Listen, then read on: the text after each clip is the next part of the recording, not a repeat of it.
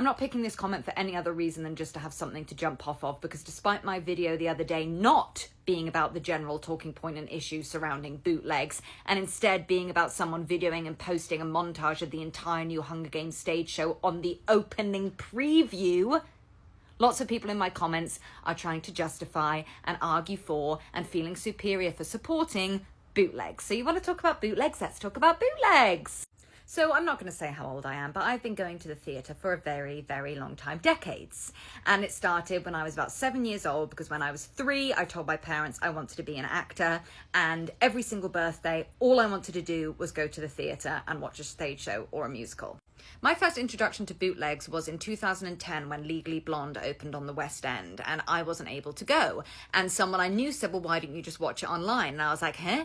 And then I started learning of this sort of underground community of bootleggers who would go to see shows and musicals and discreetly record it, often on grainy old phones or cameras, and then they would upload it to YouTube or like obscure websites. Like, bootlegs used to not be easy to find, which is the point. If you are a theatre lover, if you love the theatre and musicals that much and you aren't able to go see a show, you will find a way to watch it if you do want to watch it online. That's the point, and I'll be coming back to this later. So I decided that no, I didn't want to watch the bootleg of Legally Blonde, because for me, part of the magic of theatre is having to go, and that it isn't just immediately accessible from your couch. You might have to save the money or plan how to get there or wait for the tour to come. Like, that is part of it for me. And as an actor myself, I understood that cast and creative teams do not like bootlegs and that it is illegal. Now, that is my personal choice and my personal opinion on why I don't necessarily support bootlegs. But I'm not here to say that they are categorically wrong every single time, because I understand why they are there. To this day, 15 years later, I still haven't seen Legally Blonde on stage, and I'm okay with that because I want to watch it how it was intended, live on stage. And again, another thing that makes theatre so special is that no show is the same. Even if the same cast does the same show, 8 shows a week for 12 months, no 2 shows will ever be the same. That's the beauty of theatre. And that's why theatre isn't intended for screens. That's why it's different from movies and TV shows. Theatre is one of the oldest forms of entertainment. So hundreds and hundreds of years ago, if you lived in a different town and the players were coming, you would find a way to go and see it. Or if you didn't care, then you wouldn't go. But if you weren't able to see it, you weren't able to see it. But 2 things can be true at the same time. Filming live theatre and posting it online is illegal and generally is not supported by the theatre industry and crews and casts and creatives. That can all be true while at the same time acknowledging that theatre can be very inaccessible, and that if you're born or if you live in the Swiss Alps, it's not as easy for you to just jump on a train and go to London's West End to see a musical. But bootlegs bringing the magic of theatre to people who wouldn't necessarily be able to see it doesn't detract from the fact that they are illegal and frowned upon. So people are using Hamilton as an example, right? The bootlegs of Hamilton made Hamilton more accessible for people to watch who loved the show.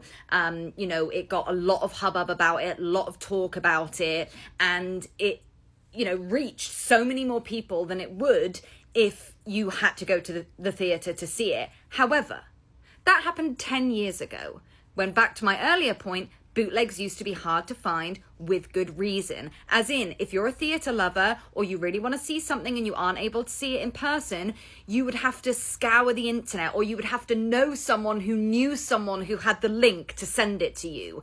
To me, that's what a bootleg is. It's people in the theatre community understanding that we love theatre, we love musicals, and people deserve to see it if they are unable to see it live for whatever reason. So these people, these bootleggers, break the law and risk, potentially getting in trouble to film these things, to put them online, to share the love of theatre and to let other people in on the magic. So however I personally feel about bootlegs, or whether or not I engage with them, I understand and I accept that, and I give credit to that. However, posting a video on TikTok to tens of thousands of followers before the show has even opened, before the cast and crew have even left the theatre that night, is not a bootleg. Mostly because it's not made with the same intentions. It is not made because this person wants to share the joy and the beauty of this theatrical show. This person wants clout, likes, follows, and attention. And they are willing to disrespect the cast, disrespect the creative team, and disrespect all the fellow audience members around them to do so.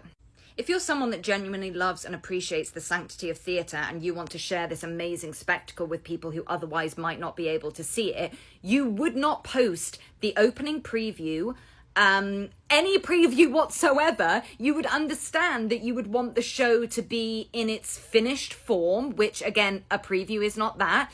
And you would probably wait until the professional production photos were released. Being someone who really, really wants to see a particular stage show and going out of your way to try and find the bootleg so that you can share in that enjoyment is not the same as opening up an app and seeing a video sent to tens of thousands of people, most of which will not be in the theatre community, and therefore will use the video as an opportunity to degrade what they see, belittle it, make judgments, and I've seen theatre performers talk about bootlegs before, and there's a whole other aspect of it of saying you can't come on TikTok and talk about the quality of a performance that's intended for live viewing and judge it based off of someone filming it on a phone screen. So there may be great arguments for the existence of bootlegs, but TikTok being a platform for bootlegs, they're not bootlegs.